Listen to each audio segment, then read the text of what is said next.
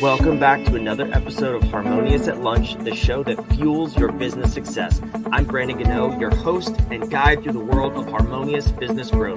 Today, we're unlocking powerful strategies with industry experts to help your business thrive. If you're a business owner, entrepreneur, or executive, you are in the right place. Join me and our incredible guests today on the journey to clarity, growth, and success. It is time to revolutionize your approach to business. Let's dive in with another episode of Harmonious at Lunch. Welcome in. We're back. Another episode of Harmonious at Lunch. I'm excited for this one. The title of today's show is How to Sell Anything with the Rainbow of Sales. I have no idea what that means. It sounds really, really cool though. And I have a guest who I hope is going to explain what that means. So we're both on a time crunch. We're going to get right to it, which is awesome. So let me welcome her in. Courtney, thank you for being on the show. Hi, thanks for having me. What if I was like, yeah, I have no idea what it is, can't help you. That would be amazing because then we would just have a conversation and see what happens. But you must be in sales of some capacity, I assume. So yeah, tell me, what is it that you do?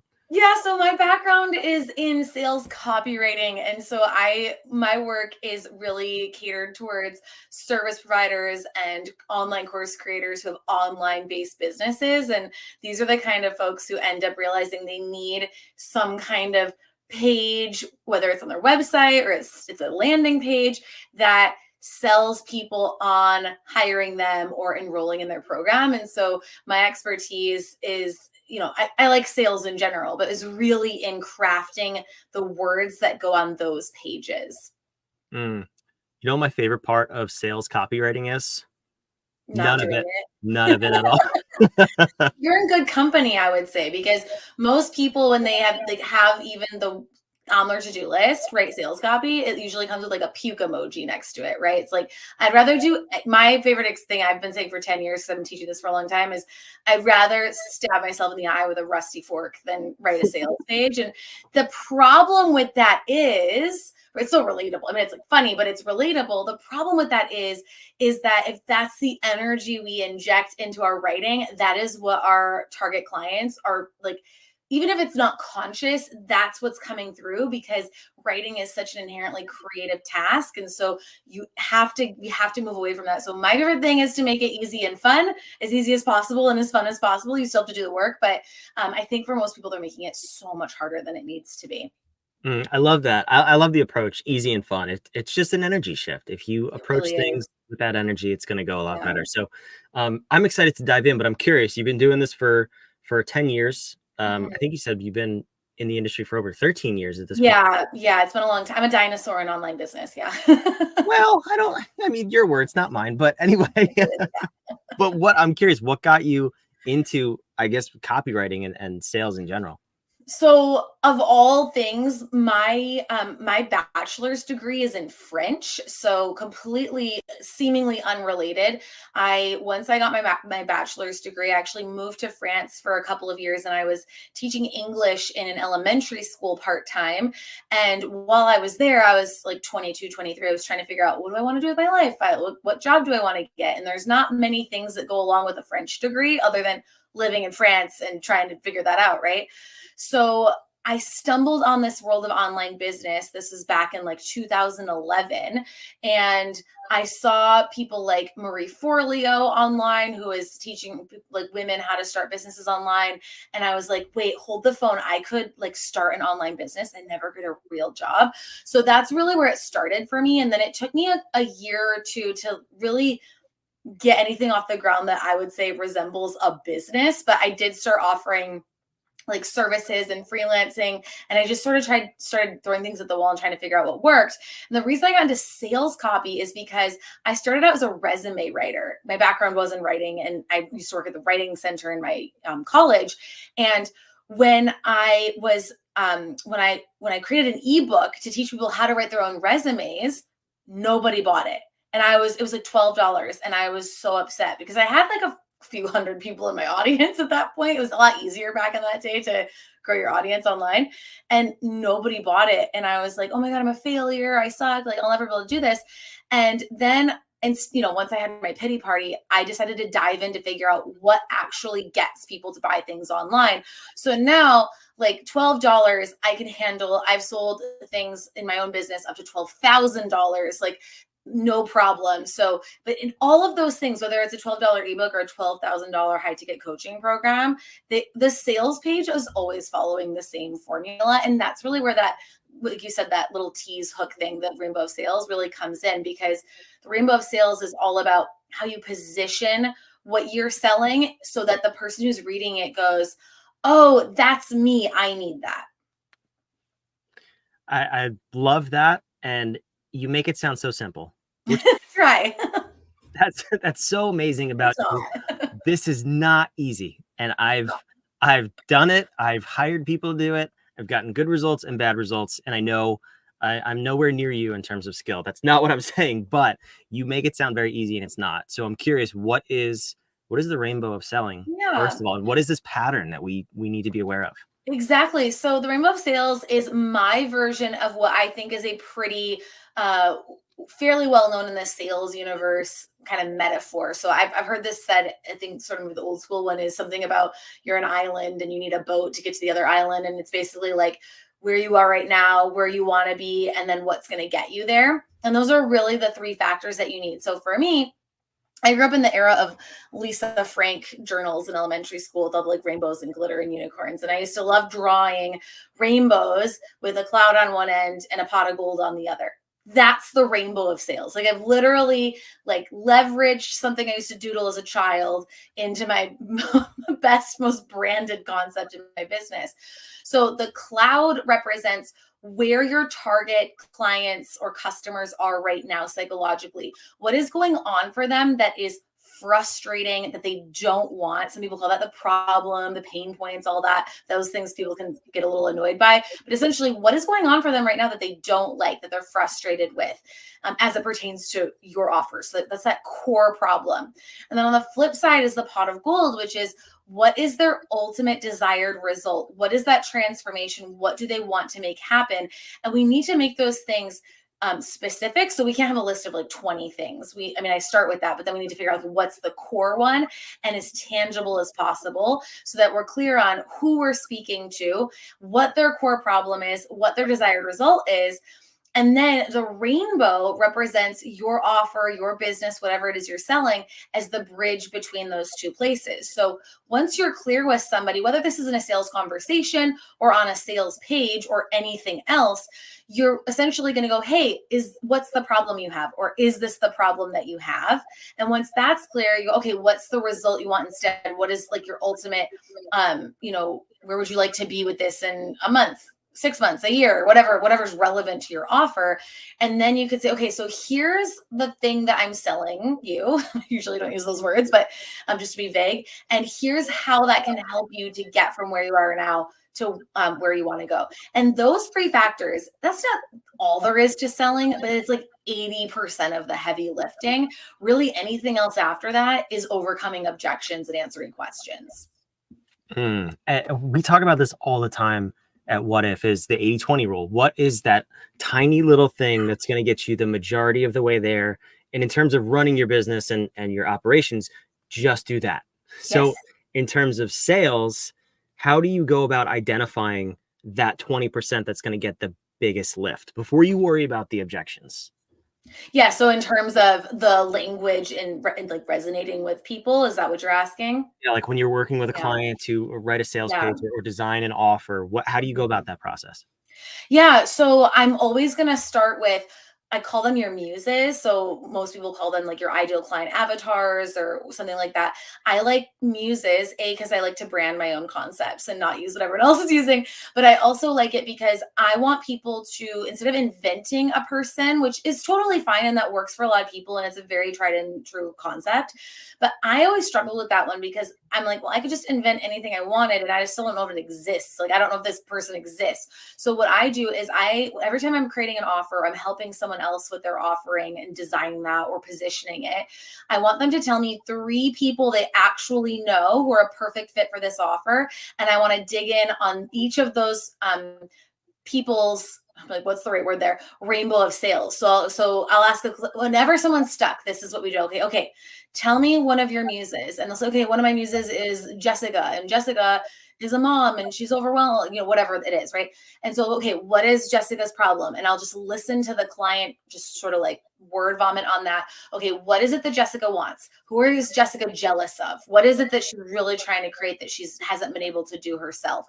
And then when we do that for 3 examples, 3 muses, that's when you can start to see the thread. What's the thing that all of them are wanting? And if there's not, maybe we're trying to help way too many people, right? Like that sometimes happens, but more often than not, 80% of the time, I love that concept as well.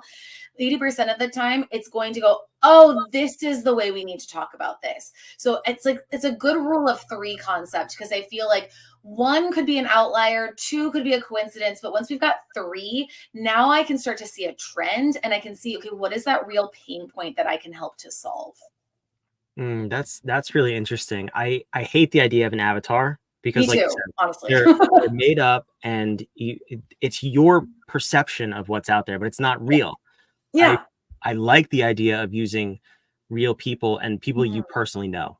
I think that's because otherwise, like, you're gonna have to sell this to someone. So we need to start. If you don't know 3 people, you shouldn't be creating this offer yet. Then you need to go out and meet people, because otherwise you're creating something for nobody. We need, as anyone who decided to sell something knows, you gotta have people to sell to. Really? Is that true? But it's amazing how many business owners start off and they just go, I want to create this thing. I'm going to create it and then I'm going to sell it. You got to find your buyers first and then create the thing for them. That's a gut punch for a lot of people. That's powerful. I love that. And I don't know if you know this, but we use one of our muses is named Jessica. Is that just the most common name ever? It's so random. I think any of us were like millennials. That's probably like, it is one of the top names. Yeah. That's so funny. Maybe our I have Jessica's like 10 clients named Jessica. So that's so funny. Okay, so we're moving through the rainbow of sales. We understand where they are, where they want to go, and our service or product is the solution to get them there. What are the other elements? Obviously, we have to overcome objections, but what are the other key points of a sales page that we need to keep in mind when we're going through this and designing this for our offers? Okay, so there's a couple of trouble spots that are, I would say, 99% of the time people are really struggling with, that have a massive effect on the results, i.e. the sales, right? I think the biggest one is that people really struggle in how to communicate what's included in their offer in a way that isn't confusing and is also complete, right? So I see a lot of people, really common is they'll have a page, they'll be like, okay, this is my coaching package. And they'll just be like a bullet point list of like, you get 3 calls. And it's like, I'm glad you have that information there. Like, I'm not going to fault anyone for that, but we aren't necessarily presenting it in a way that is utilizing the real estate of the page so that each of those items is standing out. And so so that's the first thing is laying out your offer details in a way that makes sense to people. And I think what makes that hard is we know our offers so well because we made them. And so we suffer from the curse of knowledge. And so we share our offers with people and we don't realize that we're omitting really important information because we're like, oh, that's obvious. It's not obvious.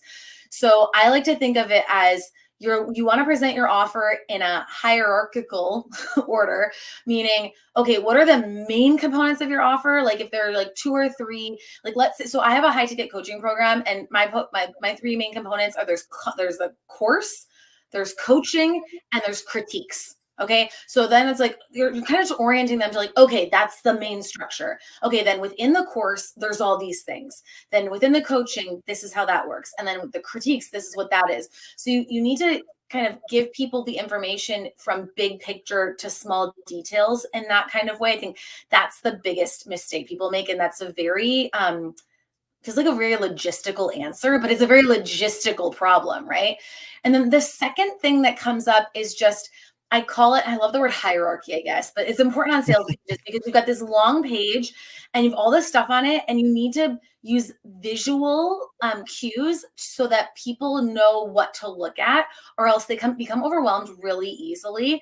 And so I like people to follow what I call the hierarchy of text. And I want on every sales page, and this is very specific to sales pages, right? I want on every sales page but also any other kind of content, is to be you have a headline like type of font or size, you have a subheadline, and you have body text.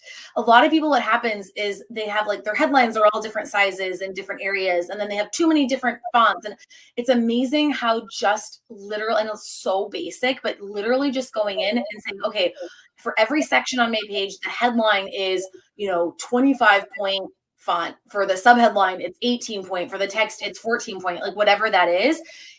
That's going to make such a big difference, because people need to be able to scan a sales page, and they can't do that when their brains are getting overwhelmed by the information. And especially those of us with neurodivergences like me, I have ADHD.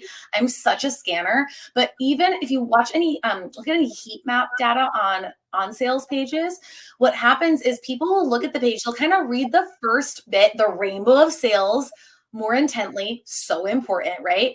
Then they kind of go down really fast, and then they kind of come up and they start to go through it again, and then they might go up and go. So people are reading in a hierarchical way. They're reading the main information that stands out first, the headlines. Then they're reading some of the subtext. Then if they're kind of convinced, they'll go, okay, let me make sure I go read all the details. Then some people like me, we just never read all the details. I'm just like, I'm in, let's go, I'm buying it. But for the people who even say, oh, I read every word on a sales page, chances are, actually, not even, I guarantee you, they're not sitting there reading word for word the first time. They're still doing like kind of overview scan, this and that. So we need to make sure we're calling out with those headlines when we're laying out the page. That's a little bit more of a visual tip there. Yeah, that's a fantastic tip too. And along with those headlines and the first rainbow, I think what a lot of people get hung up on is the actual content of it. Now let's speak about, we'll speak about Jessica in particular. So something I've noticed recently in experimenting with a couple of our offers is, and talking to other people too, is you have the ability to immediately grab the right or wrong buyer. So how do you know what language to use? We'll just use the regular vague language. Are you speaking to problem aware people, solution aware people? Are you speaking into and motivating or inciting more pain? Like, what is your format or I love to incite pain, baby. No, I'm just kidding. Twist that nail in there. Fork in the eyeballs, right? My past coach, her name's Mariah Cause. She's absolutely just an absolute wizard on the internet. Has a method that I love, and I just have not thought of a better way of explaining it than hers. So I want to give her credit for this. She teaches people to always speak to your champagne clients. So her concept is that people will rise up, but you don't want to speak to the lowest common denominator, like possible client, like the least ready client, because then the people who are ready are going to feel like it's too basic for them. So if I'm trying to work with people on training their cats to do backflips, let's say, then I could be like, well, some people have kittens. They don't know. It's like, I want someone, my ideal person is someone who is like already kind of nerded out on this stuff. They're like, but like, there might be people who they just have a new cat and they're just some on my page and they're interested, but I'm not going to speak to those people necessarily, because then the people who are a little bit more into this stuff are going to feel like, oh, this is too basic for me. I'm beyond that. Whereas the people who are not quite there in terms of maybe check the boxes for your offer, whatever it is, who are like, I want to rise to that occasion, I want to be that, they will show up with a different energy. But you don't want your like champagne clients, as Mariah calls them, to have to come down to meet you. So I think always speaking to your highest denominator client, but I also think that there is an element of throwing in details on your page that even within that, you're going to have probably a range, right? So throwing in language that speaks to each type of level in that range. So for example, I'll say like, maybe you just started your business last year and you've only been doing this for a year. So I'm basically saying like, that's my lowest level person. Maybe you've been at this for a while. Maybe you've already made $1 million, right? So I'm saying, okay, that's my range of people, but I don't want newbies. So I'm like, not going to speak to those people. So I think just knowing what your range is, and the real lesson here is just don't try to speak to everybody. Anytime you try to speak to everybody, you're speaking to nobody. And that's really what's going to keep you stuck. Yeah, that's a fantastic tip right there. Champagne clients, speak to the specifics and attract the ideal client. If you take nothing else from this episode, I hope you take that away from it. I know we got to go. We got to wrap this one up. Yeah. This has been fantastic. There's so many different directions we could have gone. I hate that we're out of time, but if someone wants to take the next step in working with you in revamping their sales pages, where do we go? You have a website, a download? Mhm. What do you got? Yeah, you can go to CourtneyChaal.com. That's how my name is pronounced, CH2AsL.